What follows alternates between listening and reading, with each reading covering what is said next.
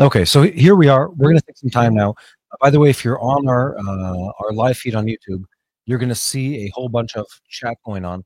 Make sure to ask your questions. We will get to them in a bit.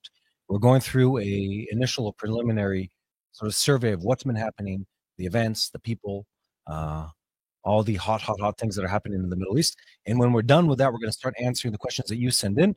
I have Toma with me in the studio. We have Sam clicking all the buttons in the background over there. Uh, what was the question? No, Pinto is not in the country right now. Hi, Daryl Hughes. Pinto's not in the country right now. We can't disclose his location, but don't worry about him. It's not dangerous.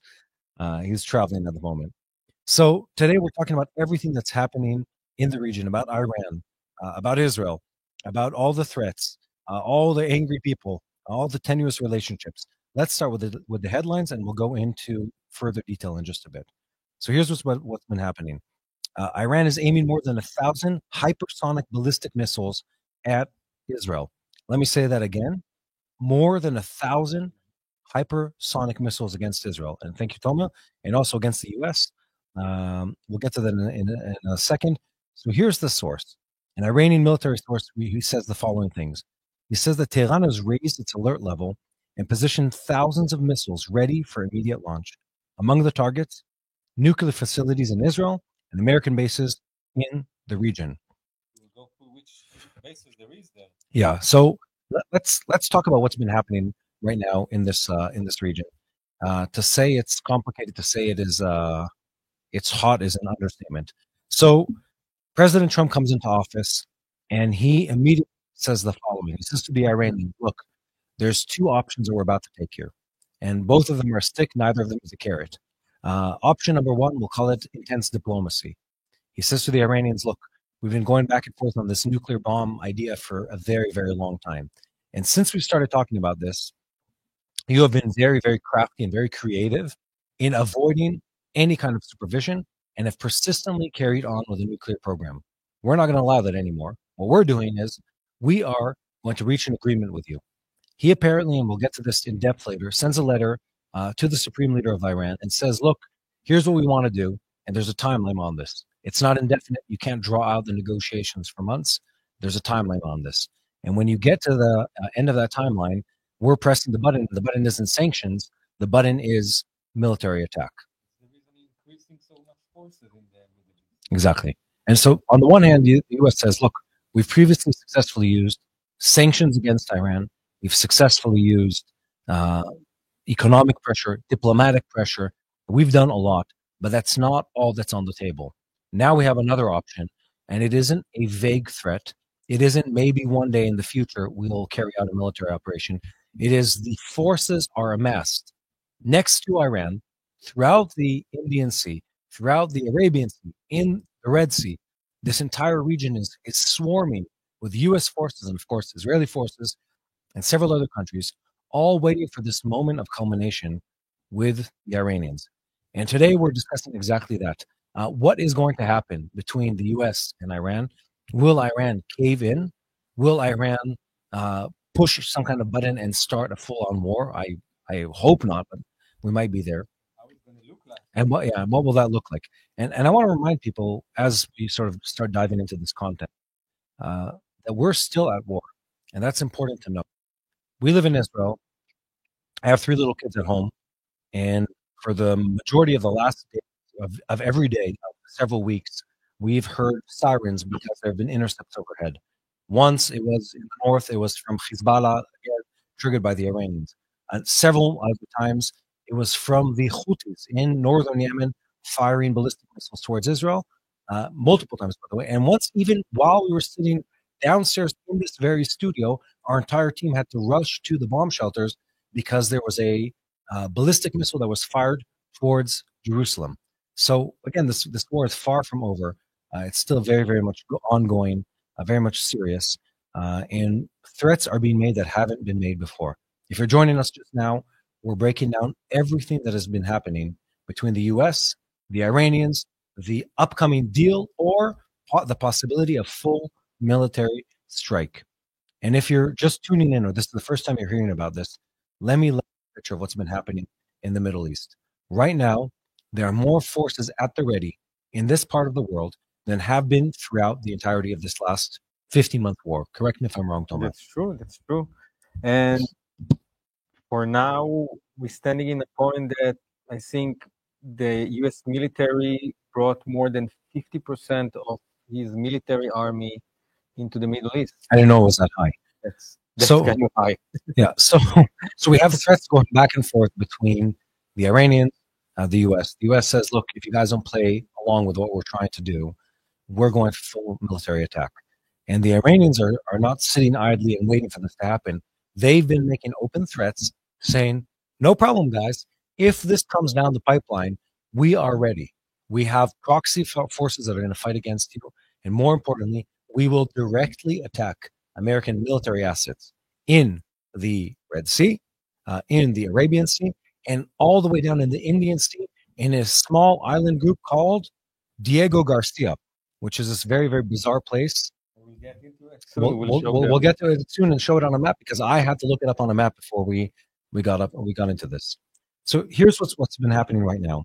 So the U.S. has been amassing forces or increasing its forces in the Middle East, and there are these threats going back between Washington and Tehran, ongoing operations in Yemen, bombing Houthi missions. By the way, considerably more bombing missions on the Houthis than we've seen ever before in this war. And the Pentagon announces that another aircraft carrier group, will arrive in the region. The Harry Truman. The USS Harry Truman, exactly. You know, a very decorated carrier. It's been Terrifying one. it's been involved in almost every conflict in the region since we were children. Those cute Houthis already shot it. Yeah. So, and then the official sources are saying to Reuters that the nuclear-capable bombers have been moved to bases in the Indian Ocean. That's Diego Garcia, that we'll get to later on. And the statement is, if Iran or its proxies threaten, the U.S. will take decisive action. Again, this is the U.S. saying to the Iranians, if you make threats, we will take decisive action. This is, of course, the American Secretary of Defense making the statement. By the way, Tomo, did you know that the current U.S. Secretary of Defense is someone we worked with in Israel? Yeah. Incredible individual. Amazing individual. It's interesting how wheels turn in this region. More just than him, we work with. Yeah. So here we are. We're sitting here right now in Jerusalem, and this region that we're sitting in has more forces in it than it's really had in a really, really long time. If I tally correctly, I think the U.S. has 3 carrier groups right now in this region or en route to this region. And when we talk about that number of forces, you know, we've talked about this for several days now. So the U.S. has the carriers. It has the strategic bombers based in permanent bases in this region. Countries we can't talk about, countries we can talk about. It has logistical assets. It has airborne assets. It has a whole, again, this is a war machine that doesn't exist at this scale in any other country in the world. They're all gathering around us in the Middle East, all sort of working up towards this pinnacle of tension that is the conflict with Iran. And we're in an interesting place on that. I don't say this lightly. We're at a place where, you know, we have to take action. We have to take action. There's been this conversation that's been happening for a long time now, where Iran just keeps pushing and pushing and pushing to nuclear capability. And President Trump did the wise thing and said, we're done. You know, we're done with this conversation. You or reach an agreement where you dismantle your nuclear or military capability in the nuclear field, or we're going to war.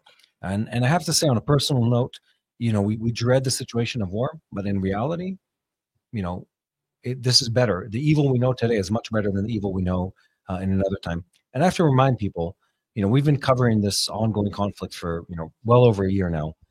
And we have chipped away at Iran's capability in a dramatic sense. Before this war started, by the way, this is an interesting story. Just yesterday, we were filming in an Air Force base down south. Tomo and myself, Sam was there, and Alon was not with us right now. We were in an Air Force base. We were in an underground bunker in an Air Force base with an F-16I plane manufactured by the US of A, with an Israeli pilot who was telling us everything that's been happening in this war and the harrowing, the crazy bombing stories that Israel has carried out. And I want to tell you, if anyone has doubt in their mind whether or not the Israeli Air Force is primed and ready to attack in Iran, I don't think there's any question. We saw firsthand the men and women on the ground in the Air Force bases who are ready to go to war. And I feel like that sentiment sort of trickles across our entire. Uh, you're typing in the wrong language, Toma. That entire sentiment, um, it just keeps going on and on and on. So let's go back to the premise of this entire live. We're here talking about uh, the main question of today: what would an attack against Iran look like, and what would the consequences be? Is Iran genuinely the threat it portrays itself to be, and what does the future hold for us? I'm going to ask that again. If you're joining us, we're talking about everything Iran, everything with the U.S.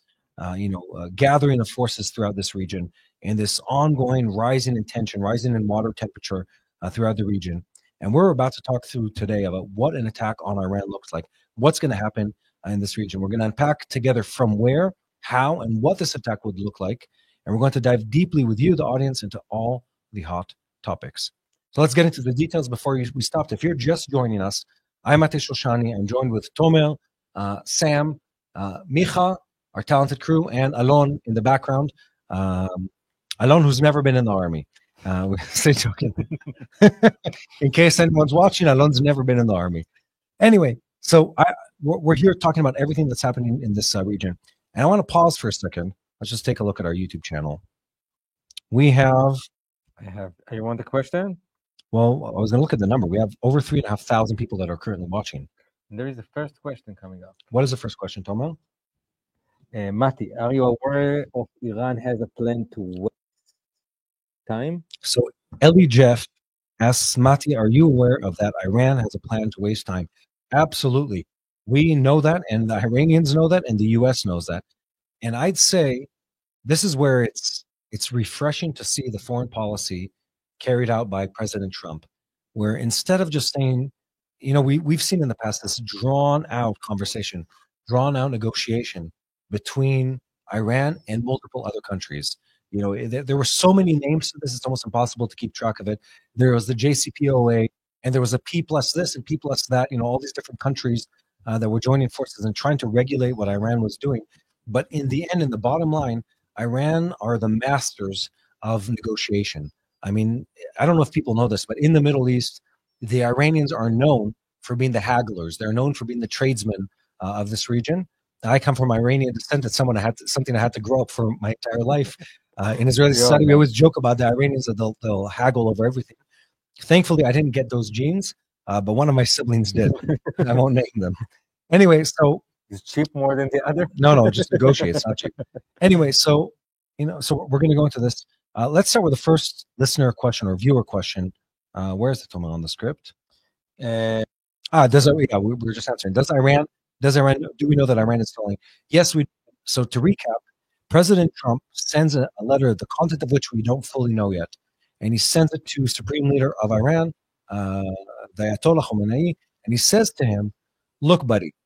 Of course, I think he was using a slightly more official language, and he says to him, "Look, we're not going to do this forever. We have an agreement that we need to reach, at the end of which you don't have nuclear capabilities. And on top of that, this isn't indefinite. There's a timeline, and the clock is ticking. And I want you to know, look, we've moved all these pieces into the playing board, and if you don't play along, we don't have an agreement, we're going to war."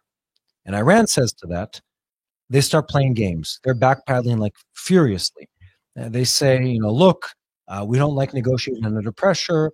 It's like a thief that was caught red-handed in a store. It says, and they grab his hand and say, "No, give back what you stole." And it says, "Ow, you're hurting me, you're assaulting me." And so the Iranians are playing exactly that game. They're going all over global press and saying to people, "Well, we want to negotiate, but this is in good faith and good favor. The U.S. is putting too much pressure on us. They're intimidating us. They're being unfair. They're being unjust in their approach to us." And it's amusing. I mean, that's the way the negotiation should be. They're trying to reach nuclear capability, and we are trying to prevent them from destroying the region and the world. And I want to be really clear, and we can get to this in further depth later in the episode.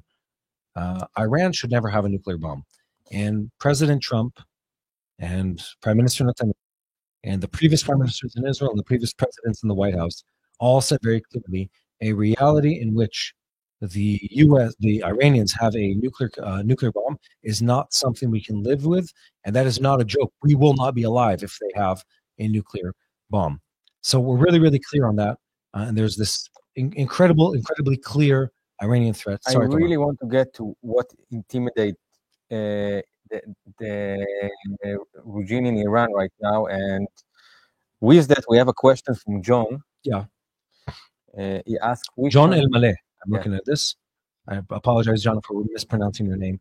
It says, which country would be the first to back up? El Malih. El Malih, maybe, yeah. Which country would be the first to back up Iran? That's an interesting question. I didn't think about that. So let's. Yeah, man. The Houthis, Yeah, no? but thank you for making that point. Here's something that I've learned to say correctly over the last couple of weeks. The Houthis aren't Yemen. Yeah. The Houthis are a terrorist organization that violently, illegally, and against the vote of the people took over parts of Yemen, specifically the northern part of Yemen. They don't represent the country. They're not the legitimate government of that country. So the Houthis, which are a proxy of the Iranians to a certain degree, and also ideologically different to a different degree, they're the ones, they're the ones who really would back them. But is there a country that would back Iran? Look, Iran has an axis of power behind it. And if we're really asking the question, behind Iran are several superpowers. You have Russia, which is the sort of the obvious answer to that question. Russia's been selling goods. They've been selling weaponry. They've been selling missile systems to the Iranians. And the Iranians have responded in the same token. Iran is the biggest, didn't you know this? Iran's the biggest supplier of drones to the Russians. Well, actually, they were up to a couple months ago. Now it's the Chinese. But so the Chinese copied the Iranian. we don't know who's copying who at this point. So Russia and Iran have a alliance that goes back many, many years. The Russians have been equipping them with weaponry. They've been buying things off them. They've been giving them foreign currency. They're allies. But behind that alliance is another one. There's an alliance that involves also China. China too has been buying things from the Iranians, and they've been supporting them in the background. And not only that, they have an agenda here, both Russia and China, I guess, which is to weaken anyone who is aligned with the Americans and to strengthen anyone who's against the Americans. And Iran falls exactly into that category. So before we continue, first of all, if you're watching this live, thank you for being with us live. Secondly, take just 1 second and share this video. Press the little share button. Yeah, and they can also write us, where are you from, which countries, and give us some hi and hello from in the comments. That would be nice, and we'll pop them up. Please do. So we have a very, very active and energetic chat going on. Please comment. Please ask questions. We're picking out the best questions and trying to answer them as we speak. Thank you, Jane Berkowitz, for saying God Almighty protects and blesses Israel. RJ, Brandy. Yeah. RJ, thank you for that, for your message of support. We have lots of people writing in. Please continue writing in. Please please share. And if you're here and you're not already active subscribers, make sure to subscribe to our channel. And feel free to support us. Yeah? How do they do that, Tomo? They clicking on the super thank you button on the super chat, as I understood. And each dollar that we will get, we will invest in the truth about what's happening in Israel and give you the newest updates each day about what's happening here on the ground in Israel. Feeling like a pinto now. I have to tell you that I don't see that button. Let's see what it says. There's a donate button beneath the screen. On the comments button. On the comments, there's a comment button. You have the super thank you. It looks like a heart. Okay. Let's see what happens. Donate. Okay. So at the bottom of the chat, there's a little handshaking hand icon. And if you want to help support what we're doing here, take a second, press a little button, and it will help support the work we're doing here in Israel. By the way, if you're new to this channel, every day of the week, we upload content onto this channel. Some of the days of the week, it's live. Some of the days of the week, it isn't. We pre-record and edit it. But if you want to keep up to date with everything that's happening in this part of the world, please visit this channel, subscribe to it, and we'll keep updating you. So we're here today. We're talking about Iran. We're talking about the rising tensions in this corner of the world. We're talking about the U.S. amassing forces throughout this region and the response that is expected there has been a very, very, very robust level of threats going on between the U.S. and the Iranians. They're saying that Iran is on the corner and she's gonna act like a terrified dog that is attacking before he will get slapped or something. And the leader of Iran said that there will be 50,000 dead American and British soldier if America will keep bringing forces to the area. So we've learned something over this past war, that all the predictions of numbers of casualties are that's what they are. They're predictions and guesses. They're guesswork at the best. Before we went into the Gaza Strip, there was a team of experts, some of them U.S. generals that were involved in the ground operations in Afghanistan and in Iraq. There was these crazy estimations going around of the number of Hamas-controlled Palestinians that would be casualties. We're talking hundreds of thousands. Numbers of Israeli casualties in the tens of thousands. We're nowhere near those numbers on any of them. We're in fractions of those numbers. So we know the numbers they don't tell the full story. I want to recap as we're gaining more and more people joining us on this live here, and remind people what's been happening. We talked about the U.S. increasing its forces in the Middle East, but Trump has just increased the pressure on the Iranians and its allies. It's been imposing new sanctions on Iran, on China, and the UAE. Interesting. So I'm going to read this because this is news to me too. So yesterday, the United States imposes new sanctions on 6 entities and 2 individuals from Iran, the UAE, and China as part of President Trump's renewed maximum pressure campaign. That's a name you're going to hear often when it comes to the U.S.-Iranian relationships. Shortly after the Pentagon announced the deployment of an additional aircraft carrier to the Middle East, the Houthis claim we fired for the 3rd time within 24 hours at the aircraft carrier USS Harry Truman. And according to the British Telegraph, pressure is growing within Iran's military for a preemptive strike on the island in the Indian Ocean, Diego Garcia, where the U.S. strategic bombers are stationed. We'll break that down in a moment. An Iranian source says commanders are preparing for total war and urge senior commanders to launch preemptive attacks if Trump's threats become more serious. Wow. Yeah, there's a lot going on. There is a question that's coming up, and I think it's connected exactly to that. So we have Up asking the question: do you think if the United States strikes Iran, do you think this will officially begin World War III? That's the most. I don't. This is my personal opinion. First of all, Up, thank you for the question. No, we don't gonna sit in 10 years and said, you remember that day that we talked on the podcast just before World War III started? One, I hope I'm correct and not wrong on this one. But look, guys, think about this for a second. There's a very, very clear outcome to any conflict between the U.S. and the Iranians.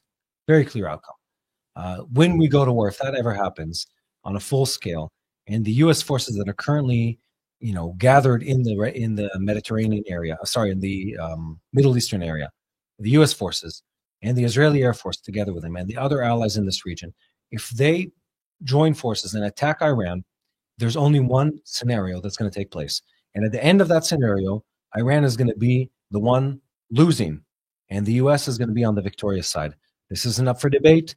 This isn't speculative. This isn't even prophetic. This is just numbers. The U.S. is the biggest, strongest, most well-equipped, and most well-funded fighting force on Earth. Tony is asking, is Israeli military working with the American military? Absolutely. Tony, if you're just joining us, thank you, Tony Bobo. I wonder if that's your real family name. Anyway, Tony asks, is Israel's military working with the American military?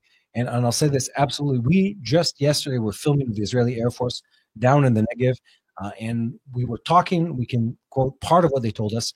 We know that Israeli fighter pilots and Israeli Air Force intelligence have been flying with the Americans, practicing towards a full-on attack on Iran. So this isn't, again, we think we're going to have this idea. This isn't, we're talking about this someday in the future. Maybe we'll get prepared. This is the jets on the airfield. The bombs are already in the shed next to them. The pilots have been briefed. The missions have been drawn. The maps have already been, had lines connected between them. It's all ready to go. And all it takes is a go button. And when that happens, the U.S. is going to be victorious completely. And the Iranian government is no longer going to be with us. let's run down the scenario for just a second. And I think this is something. How attack like that gonna happen? Let's walk down this scenario. So, what does the U.S. have? The U.S. armed forces have aircraft carriers. They have destroyers. They have marine, marine vehicles that are, let's call it thank you. I was looking for the word amphibious. Thank you, Alon. Amphibious. It's been a long day. I'm having trouble retrieving my English. Amphibious assault vehicles that can come from the sea with the troops straight onto the ground. They have the best aircraft in the world. And we're talking, this isn't single aircraft. This is what they call strike groups. So it's naval vessels that have on them surface-to-air defenses. They have the intelligence aircraft that gather intelligence. They have the logistical support lines to keep the machine war running for months. They have the ships that resupply them already on hold. They have the aircraft on hold. They have the intelligence assets in the air already gathering intelligence. It's all already here. And to top that off, there's been practicing done between the Americans and the Israelis. There have been other forces involved in the region. There's an intelligence map that knows exactly what the Iranians are going to do, when they're going to do it, how they're going to do it. We already know their MO. We already know where their proxy forces are. We know how to cut off the supply lines. And when you combine the cumulative effect of American and international pressure on the Iranians, it results in immediate, in total annihilation of the Iranian army and fighting ability as it exists today. And more so, it brings them to the brink of bankruptcy in a very short amount of time. Everyone knows that the Iranians have been able to circumvent these sanctions in recent months. We know in recent years, I guess. We know that's been the case. And President Trump comes into office and he says, "Hey, buddy, I know what you've been doing." and he looks at him and says, we're not doing that anymore. And if you think you're going to get away with it, we're going to cut off your supply lines. Everybody in the comments writing, what about Turkey? Turkey is a Muslim leader country that's getting into the Middle East right now, to Syria. Turkey will take down Iran. Turkey will going to take over Iran, and we will see. So people really writing about Turkey. Gregory writes, Turkey's leader is an antichrist. Interesting.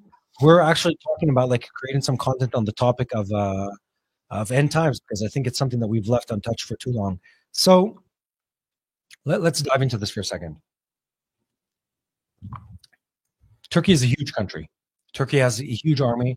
It's one of the biggest armies within Europe, one of the biggest armies within NATO. I believe it's the second or third largest in NATO. I'm trying to remember what the exact number is. Anyway, huge. In any case, it's a substantial army. Turkey needs to be looked at through the prism of what their interest in this region is. We just ran a very deep analysis several times about what Turkey is doing. It's airing sometime soon. And you need to understand, Turkey is a country that aspires to going back to being an empire. They want to retake the Middle East. They want to go back to being the Ottoman Empire, not just Turkey, the country. And on top of that, they have things they're concerned about. They're concerned about their demographic collapse. Their population is aging. They have people leaving the country to work in other countries. They're concerned about the decline of their financial status. They're concerned about the fact that they have a minority within their country, the Kurds, that is a substantial fighting force that is opposed to their government, that wants autonomy.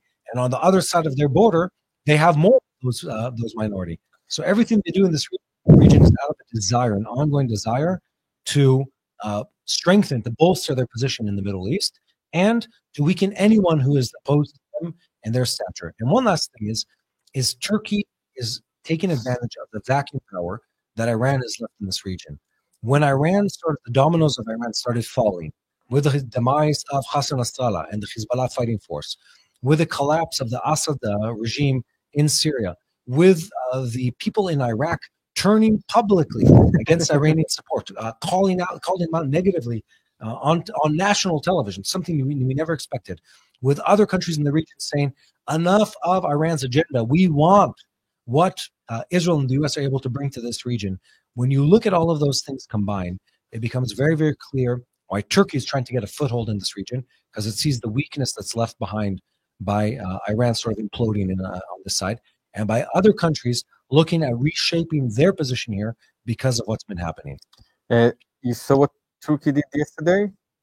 I sent you the update. Yeah, so we had so Turkey started with efforts to take over an Air Force base in Syria. It's called the T4 airstrip, and they're planning to put their air defense systems. That's in the Middle East Eye, a British news website.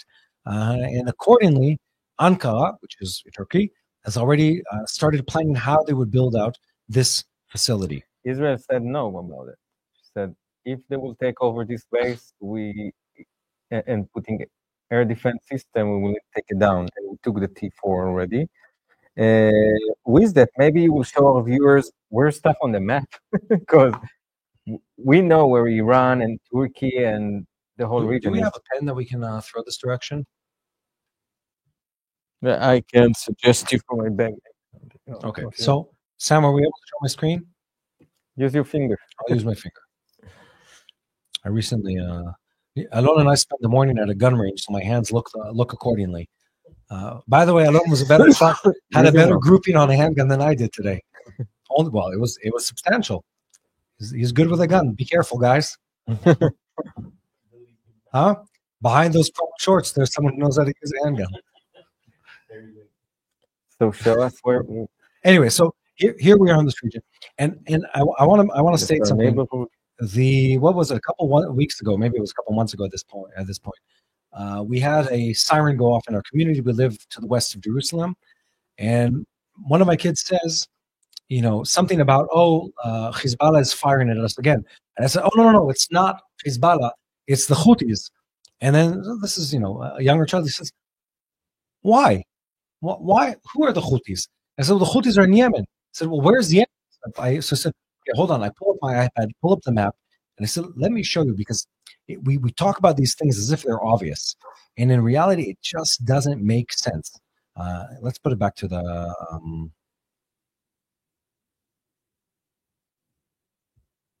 just a default map. Okay. So let's show people. Sam, are we able to show people the map? Yeah. Okay, thank you. So here's Israel. We're this tiny, tiny country in the middle of the Middle East. Here we are. We're sitting right here where the little blue dot is right now. You see that? That's us in Jerusalem. And then right here, that blue dot is us. We've been fighting a war, and we're gonna have to zoom out to show this. We've been fighting a war over the last 15 months. I'm going to start close with the Gaza Strip that's over here, okay? With Lebanon that's over here. Finger. I'm showing with my finger too, Sam. You want me to show the mouse versus finger? So we're here in Jerusalem, Gaza Strip. I've been spending most of this war in Judea, northern Judea, which is south of Jerusalem. Yael spent a bunch of time in the Gaza Strip and before that in Lebanon. And we're on the border. Here's Lebanon. The whole country is 4-hour drive. Yeah, the whole border is a very small country. Here's Lebanon in the northern part of the country. We've been fighting against Lebanon, and we removed most of Hezbollah from Lebanon. And that to the east of Lebanon is Syria. Syria is this really big country over here, and in Syria too, we've been fighting against them because there have been rebel groups there that have been trying to harm us, including the Iranians. Wait, it gets better. Now we start zooming out. So that was 1, Hamas, 2, Lebanon, 3, Syria, 4, Judea and Samaria, where I spent most of this war. And people don't understand that there is a full-out war that's happening because of Iran moving weapon and money toward this area. Now it gets better. This is how ridiculously, what is the word, intense and large scale this war becomes. I'm zooming out. Look at how far zoomed out we are from the world map. Here's Yemen. Okay? Yemen sits on this passageway. Exactly. The Straits of Bab el-Mandab, which are sort of the gateway into the Red Sea. This is the Red Sea. And the Red Sea leads to... With a mouse. Oh. With a mouse? Yeah. Okay. The Red Sea leads to the Suez Canal. Okay?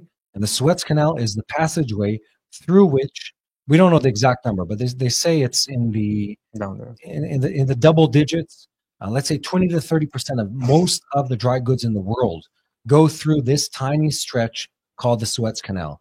And when the Houthis that are based down here, they're in northern Yemen mostly, when the Houthis that are in this area start firing rockets and start destabilizing this region, the ships that are supposed to go through the Bab el-Mandeb Straits. By the way, if you ever want to study geography and understand how the world works, straits are the way to go.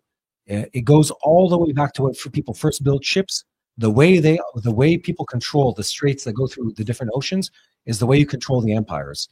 Even if you look at the Ottomans, and before that, you look at the both Crusaders and then the Eastern and Western Church. There's this crazy history there of how the straits are important. The Bosphorus and the Dardanelles. If you talk about Turkey, the Gibraltar Straits when it comes in and out of the Middle East, you control the sea entries. You're controlling trade. Anyway, so let me draw a picture for you guys. So let's say we're here in Israel. Israel gets most of its goods in the port of Eilat or the port of Ashdod. And anything that's coming from Asia is going through the sea, the Indian Sea, coming through the Gulf of Eden, going by Yemen, up the Red Sea, or parking in the Aqaba Gulf or the Eilat Gulf over here in this area, or it's going up the Suez Canal and then coming into the port of Ashdod or Haifa on the western coast of Israel on the Mediterranean. So really, really important to control this. This is where the Houthis are based. The Houthis are based in northern Yemen. They took over that part of the country. Okay? Now we're going out. So that's front number 5 that we're talking about, that we've been fighting in this war. Now we get to Iran. Let me tell you just something about the distance. You see this little slider on the bottom of the screen? That's 500 kilometers, which is roughly 300 miles. Yemen is about 2,000 kilometers or 13 or 1,400 miles from Israel. And they're firing at us missiles from within Yemen. That's how far away they are.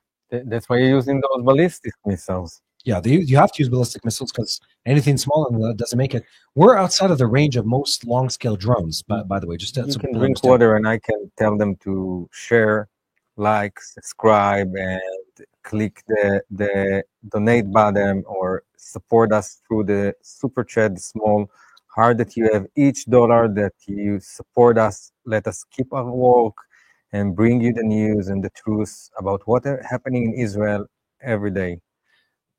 You can keep going. We're almost done with the enemies in our neighborhood, and then we're going to talk about how this war is going to play out. And you really need to understand the map to make sense. So we talked about Israel, talked about Hamas and Gaza Strip, Lebanon, Syria, Judea and Samaria.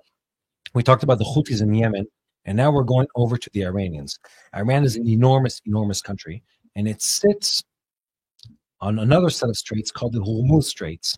And the Hormuz Straits, I'm, of course, probably mispronouncing this completely if I was speaking Parsi.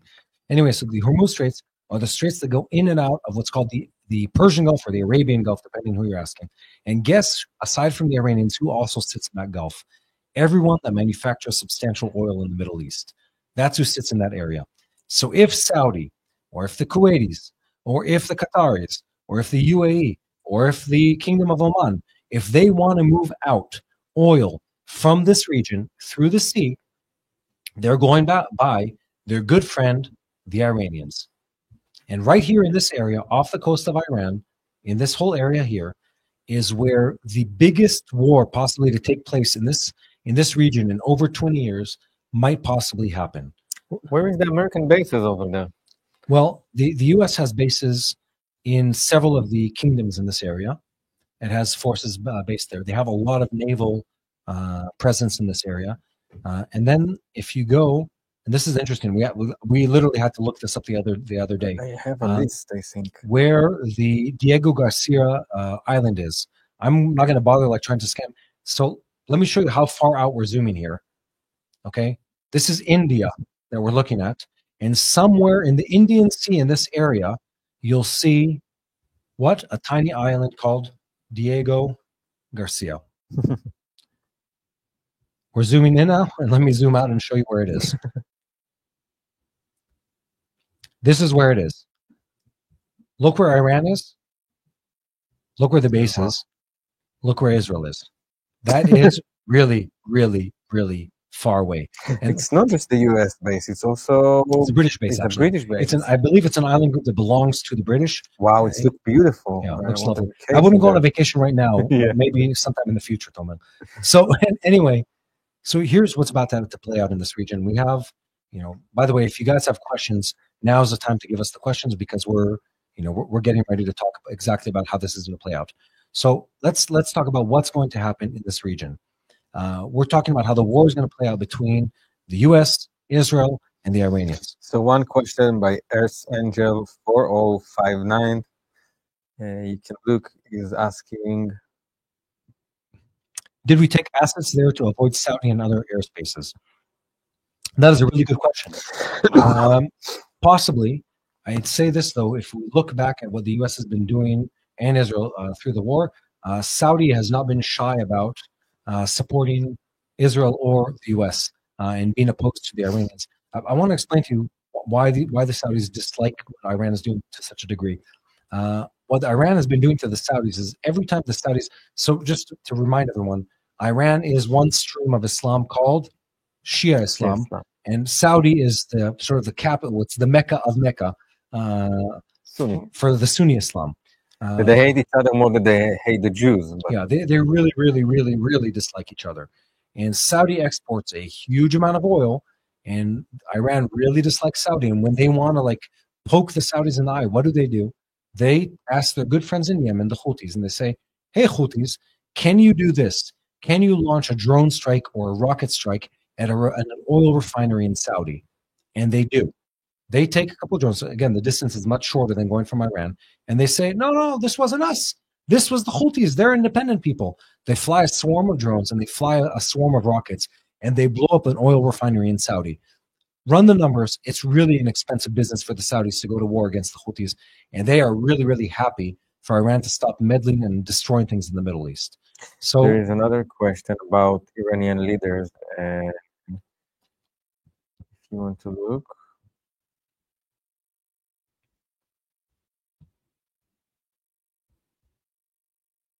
Where is it on the screen? Can he reinstate Mohammad Reza Shah Pahlavi into power? Can I? I personally don't think I can. Can the U.S. look? I think we've talked to several experts on the topic of Iran, and many of them say the following thing. They say that if you want to deal with the Iranian government, you have to replace the government. You're not going to be able to negotiate radical Islam out of the current government of Iran. That's not happening. The way to go about this is prop up a new government. And that's what people are thinking and working towards in this region. It's interesting to see how it's been attempted time and time again. The Shah, Reza Shah, who's been in exile for many, many years. Been in Israel not a long time ago. I remember that. He was in Israel. So he's sort of supposed to be this opposition to the government in Iran. I don't know who the Iranian government replacement is going to be. I do know that they deserve better than that. They don't have electricity now. The food situation is going down. The section is really shown. It's not a good time to be Iranian. We've been running for a while, and I think I want to run through the war game that we've been playing. Yeah. And the war game we're going to talk about is what's going to happen. So let me remind people, we have U.S. forces. The little red icon here is Diego Garcia. You have U.S. forces that are based throughout the Middle East. Kuwait. Yeah. UAE. In Kuwait, Jordan, UAE, in Jordan. Iraq. Yeah, there are people probably in Israel Lebanon, that know about. In Syria. And there are a lot in the ocean. And what's going to happen if anyone presses the red button on going to war with Iran is, first of all, so it goes on several waves. First of all, you knock out everything that's high-tech in the Iranian army. What that means is, and we've done this previously, is you knock out the radar systems, the SAM sites, the anti-aircraft missile batteries. So you gain full aerial superiority. So right now, Iran is naked? No, right now they still have the capability to withhold or prevent some of the attack that would happen. What the U.S. does in the first wave is, and now we get back to Diego Garcia and why it's so important. The U.S. has in Diego Garcia, according to Iranian reports, actually, it has a whole bunch of stealth bombers, B-2 bombers. And those B-2 bombers, one, have the range to bomb within Iran. They have the payload to carry the big bombs to bomb Iran. And what you would use in the first wave is you would take the stealth bombers and then also the F-35s off the aircraft carriers that are based in the oceans around it, and you would bomb everything radar related, everything strategically important for aerial defense, naval defense. So you knock out the radars, you knock out the intelligence systems, you knock out the grid of military intelligence, you knock out the missile sites. And once you've done that, now they're playing in what I would call World War II technology. They're no longer playing with sophisticated systems. Now they have to rely on landlines. They have to rely on ground forces. They have to rely on people relaying information through unencrypted technology to get that. And the U.S. has the ability, once they've had that initial wave, I'd say even in the initial wave, but once they've had the initial wave, to swarm Iran and knock out every single quality asset that exists in the country. Now, people have said for years, you'll never fully destroy the Iranian nuclear program. So what? If you knock out 85% of everything they've spent tens of billions of dollars building, every underground bunker, every centrifuge, every research center, every command center, if you've knocked out all of those things, what difference does it make if they have 8% left or 10% left? It doesn't make any difference. Here, Sam have the Diego Garcia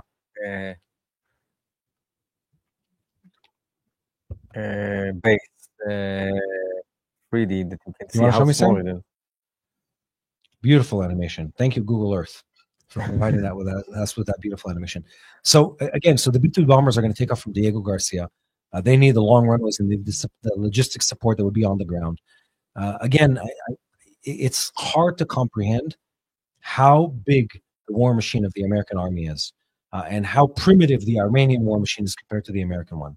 But here's where it gets complicated.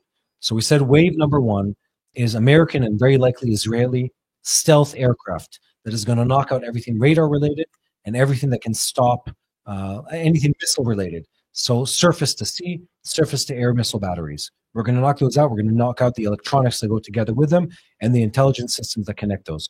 Very likely, they're also going to go dark when it comes to electricity and knock out their electrical grid, at least for a while, either with cyber attacks or with full-on bombing attacks or sabotage possibly. So that's going to be gone. Then Iran starts fighting sort of on its, in survival mode, trying to protect its key assets. And then the U.S. can really bring in the heavy bombers. And this is where we go from the B-2s to the B-52s. Wow. B-52s are what these super fortress bombers. They're these enormous flying cities that carry the bunker busters. They're the huge ordnance that is used to penetrate deep into the ground and blow up these bunkers that the Iranians have been building for years. And at the same time, the Israeli Air Force that has been practicing. We saw them firsthand yesterday. We saw them firsthand yesterday, loading up to practice these exact kind of missions. Alon and me started to cry over there when Alon and Tom were very excited when they saw the planes. I have pictures. They were smiling like children in a candy shop. Yeah. Anyway, so we go. It's not nuclear, but we go ballistic against the Iranians. And at that point, Iran is at a really somebody write the B-52 can take B-61-11 nuclear bomb. Yeah, with him. I think a lot of the aircraft. A lot of the aircraft can carry on. If you're the American army, you can launch nukes on many ways that the Iranians can't stop. I don't think that's the issue. The issue at hand is what is going to be done to the Iranians. What the Iranians will do in the situation. Okay. That's where it gets interesting. So let's say we're at the end of day 2 of this strike, or the end of hour 12, whatever it is. Iran has no radar systems. It has no anti-aircraft batteries. It has no anti-navy batteries. We knock out all those missile systems, and now they're working in the dark. Their government is hiding underground. Their forces are trying to prevent demonstrations in the streets. Probably people that are rallying to cheer the foreign people that are attacking the country because they hate their government, which is something that's important to note. And when that happens, that takes place, the government's now playing a defense game that is in full-on survival mode. They're afraid of being eliminated. They're afraid that in a day or two, their government will start toppling. They're going to be without electricity, without running water, and the country and all the assets that are related to the IRGC, which is the Iranian Revolutionary Guard Corps, are going to be eliminated. Now, what does Iran do at that point? Let's go back to our map. This is where it gets interesting. So we talk a lot. Sam, are we showing the map? We talk a lot about the IRGC. The Iranian Revolutionary Guard Corps, short, the acronym for that is IRGC, is not an army. We call it sort of the Imperial Guard or the Presidential Guard for the Iranian government. That's not what it is. What it is a terrorist organization that has hundreds of thousands of members in it, that is budgeted more than the Israeli army is budgeted on an annual basis. They are heavy terrorism machine. Only a small portion of their funds go to funding Hezbollah and the Houthis and stuff like that. The vast majority of those funds go to taking control of the local population of Iran, who are hostages of the Iranian government. And secondly, for building the biggest disruption machine in the world. And what that disruption machine is a terrorist force that is made up of speedboats and drones and missiles that are all aimed at when the day comes, and that's the day we're talking about, day one, day two of the, let's call it the U.S. and Israeli attack on Iran, is the day when they press all the red buttons on the IRGC disruptive machine. And what that looks like is hundreds, if not thousands, of speedboats carrying explosives, some manned, some unmanned, flying into U.S. Aircraft carriers and ships in the Arabian Sea and in other parts of this region. We talk about missiles and drones and speedboats blowing up on the sides of oil tankers in the ports of Saudi, in the ports of Qatar, in the ports of the UAE, trying to cause maximum financial damage. We talk about the Houthis using everything they have. What will happen with the Houthis now? Because same. Trump said that it's just the beginning. They're going to feel real pain soon. So yeah, we can get to the Houthis in a second because it's complicated. You can't really fully defeat a terrorist organization that is happy to have its own population starved, killed, and bombed. It's sort of counterintuitive. They don't care. They're happy disrupting people. Yes, Sam? B2. What about it? It's showing how it looks like a spaceship. Yeah. So the B2 is a stealth bomber. It is enormous. And people need to wrap their mind around this. I've been on a deep dive on like everything the American Army is able to do from the air and the logistics of it. The American Army is an incredible war machine. It is the only army around the world that is able to bring on a full war to the doorstep of any country anywhere in the world within days. It's an amazing fighting machine. The best of the best, both in people and equipment and in training. And the B-2 bomber that you see on the screen is exactly that. It can carry a crazy amount of ordnance and drop it anywhere in the world, and it is virtually invisible to the radar systems and the anti-aircraft missiles of almost every weapon system in the world, of course, Iranians included in that. Just look at the size of the people compared to the aircraft. It is huge. It's a huge aircraft. Anyway, back to the map. So we're talking about day one, day two of the war between Iran and the U.S. And so the Iranians are using everything that they built for years, the IRGC, to disrupt the oil trade, the ship movement, and start trying to cause damage to U.S. ships. And in the end, you might be, the biggest carrier group in the world, and you might have all kinds of technology protecting you. But if 400 speedboats carrying suicide bombers on them are trying to swarm your ships, there's a chance that one or two of them will get through. And if that happens, it's the kind of image that the Iranians want.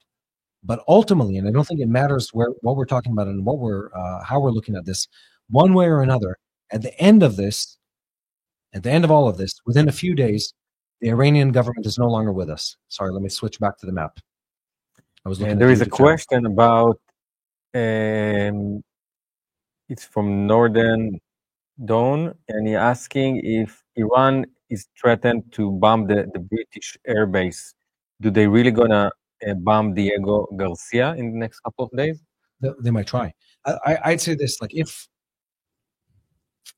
one, we're clear on the fact that if the U.S. attacks Iran, Iran's going down, and their government will have very little to use to control their people afterwards. And I think it'll be much easier for the people to overthrow the government. It's not guaranteed, but it'll be considerably easier for them. The hope is that we don't reach that point. The hope is that the military pressure and the diplomatic and the financial pressure pushes Iran to the negotiation table in a very, very quick timeline and reaches an agreement where they promise and they effectively immediately start dismantling their entire nuclear program. Diego Garcia is a symbol of forces amassing in close enough to Iran to be able to bomb the Iranians. And if that really happens, and that really could happen where the U.S. fully attacks Iran, the Iranians will use every ballistic missile that they have, any ICBM, everything that they can launch. They'll try to do that to cause maximum damage. And again, let's talk about this. About a year ago, when the Houthis started really attacking vessels traveling through the Red Sea, the Gulf of Eden, it really disrupted global trade. it costs a lot. I mean, we're talking about the prices of 30%. commodities. Yeah, 20 to 30%. That's a lot. We're talking dry commodities around the world went up 20 to 30% because of Houthi damage. So again, you really need to understand geopolitics through the Straits, Bab el Mandab, between close to Yemen, entering into the Red Sea, and then through that the Suez Canal and the Mediterranean, through the Mediterranean, of course, into Europe, but also why it's so hard to fight the Houthis? Because like the US is bombing, and they're not playing around, and the Houthis still throwing ballistic missiles, still attacking US ships. They just who is throwing bombs on the Harry Truman, the scariest ship in the sea right now, with full on airplane. It's a carrier group with all the defenses that the U.S. Army has. So what's interesting about the Houthis, and we've been on a very deep dive on the Houthi topic for a while, is when Iran says that the Houthis don't fully listen to them, they're telling the truth. The Houthis they're strongly radicalized. They're ideologically driven. They are a radical Islamic sect that is bent on bringing destruction to the Western way of life, and every other sect of Islam that is different than them, and they're willing to destroy their nation doing that, and they've done so. They've killed aid workers to prevent aid from coming into Yemen. They've been highly disruptive, and they're willing to sacrifice the lives of their people. And when you do that, not only that, they're also decentralized in their governance. The Houthis might have a leader, but he doesn't actually fully control all of them because they're sort of a tribal movement in the way they operate. And when you take all of that into account, you understand how hard it is to fight against a terrorist group. All of that, and I think we're sort of at the point of maybe taking the last question or two.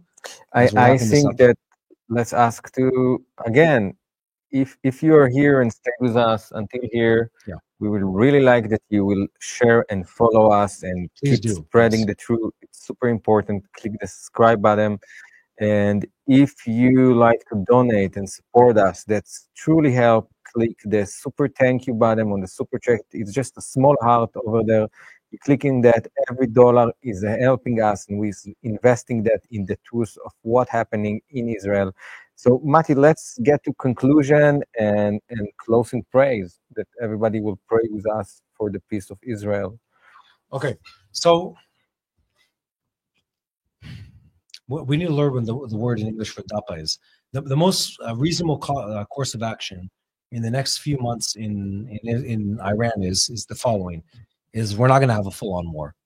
The U.S. has amassed an enormous amount of military pressure on the Iranians. They've amassed an enormous amount of diplomatic pressure, an enormous amount of financial pressure. Iran is on its hind legs. They're playing deep defense. They're deeply concerned with what's coming down the pipeline for them. And going to war against the U.S., either in the diplomatic sense or either in the military sense, ends in defeat for Iran, full stop. There is no two ways about this. When they know that, it stands to reason that they're going to go and negotiate with the U.S. And they have, but to a certain degree, they've been holding back, hoping that the U.S. forgets about this and moves on to the next topic. But now that it seems very clear, we have the U.S. Minister of Defense, the U.S. President, the U.S. Pentagon, they're all speaking clearly about the fact that they're going to war against Iran if Iran doesn't comply. And the fact that Iran has been, they've been terrified. They are. And they should be. They should be. If you had the U.S. parked at your front door, you would be terrified. I think we're reaching an agreement. There is a less likely scenario where we go to war. Why don't the Houthis take it easy? Someone asked. Maybe they take it easy too. The Houthis have no chill. Let's put it that way. They have absolutely no chill. So let's talk about Iran. There is a scenario, and this takes us back to the story of the Cuban Missile Crisis, where it takes sometimes only one misunderstanding to go to World War III. It's not very likely, but there's a chance between the Houthis and the incredible amount of U.S. forces and Israel and the Iranians that someone will misread something and someone will misinterpret a situation and someone will understand something that isn't happening or see an aircraft force and say, look, the first wave of bombers is coming, or something, or look, it's the first wave of ballistic missiles, or look, it's the first swarm of drones, and say, press the red buttons, guys, the war has started, and it might be a misunderstanding that leads us to a war. So, if that happens, all bets are off. We don't know where this is going to end. My prayer is that peace prevails and that good prevails in this region, and that the Iranians capitulate and the Iranians back down from the position they're in. There's one more conspiracy theory that the Iranians actually sort of defunded their nuclear program over a year ago at this point, which has been released by the U.S. intelligence last August, stating that they might actually be already positioning themselves to give up on a nuclear plan that they defunded or slowed down the funding for a while back. Anyway, we're wrapping this up, guys. If you've lasted this long on this live, first of all, thank you for being with us. Thank you for standing with us. Thank you for standing with the truth and with Israel. Make sure to like, to share, and to subscribe to this video. We're here every day of the week. We release new content at least once a day, every single day of the week, because we want people around the world to know what's happening here. And if you feel inclined, and if you feel motivated, there's at the bottom of the chat box this shaking hands logo that helps you support what we're doing here in Israel, on the ground in this land. Make sure to get behind what we're doing to keep content coming out of this land. Let's just wrap up in prayer. Abba, Father, we just thank you for your supernatural protection for the people of this land and the people of the world. And we ask for supernatural wisdom. We're told that if we don't know how to pray for our leadership, we pray for your will to be done. So we ask for your supernatural guidance for the leader of the U.S., Donald Trump, for the president and the prime minister of Israel, for the leaders of every free world in this region to stand strong against the evil that is Iran. And we pray for the leaders of Iran for a change of heart and for your peace to prevail for their people and for a better outcome for the people of Iran, the people of Syria, the people of Lebanon, the people of the Gaza Strip. They all deserve better. And please pray for our hostages. Amen. And pray for the hostages of Israel. Guys, thank you for being with us. Thank you for standing for truth in this region. Thank you for caring for God's country, for God's land, for the people of Israel. And make sure to like, share, and subscribe. We'll see you on the next live.